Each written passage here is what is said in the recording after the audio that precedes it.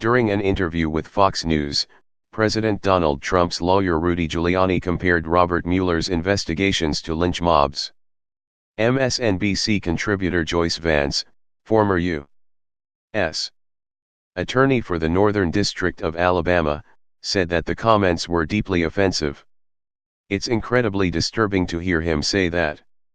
I live in Alabama and not too many weeks ago a memorial to victims of lynchings occurred down here," she said during an interview with MSNBC's Lawrence O'Donnell. For Rudy Giuliani to compare what Robert Mueller's team of experienced prosecutors and investigators, from whom we haven't heard a single peep or a leak in this entire run of an investigation, for him to compare those people to lynching mobs in the Deep South during Jim Crow era is deeply offensive. Ex-prosecutor Jill Wine-Banks also called out Giuliani for lying about his position and claiming that President Trump can only be investigated by other Republicans. Of course, that isn't true. Richard Nixon was a Republican president investigated by Democrats. But Donald Trump is a Republican president being investigated by a Republican.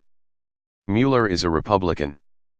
I can say for sure that for the professionals in the Department of Justice, the party affiliation have nothing to do with how they will investigate. It has to do with the facts, Wine-Banks said.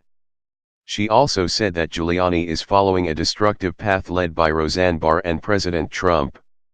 "I think he's taking too many lessons from Roseanne Barr and Donald Trump in his language, and it's unforgivable for a lawyer representing the president to speak that way," Wine-Banks said. "I think it's time for Rudy to zip up and stop talking because he's making things worse for the president, he's not helping him."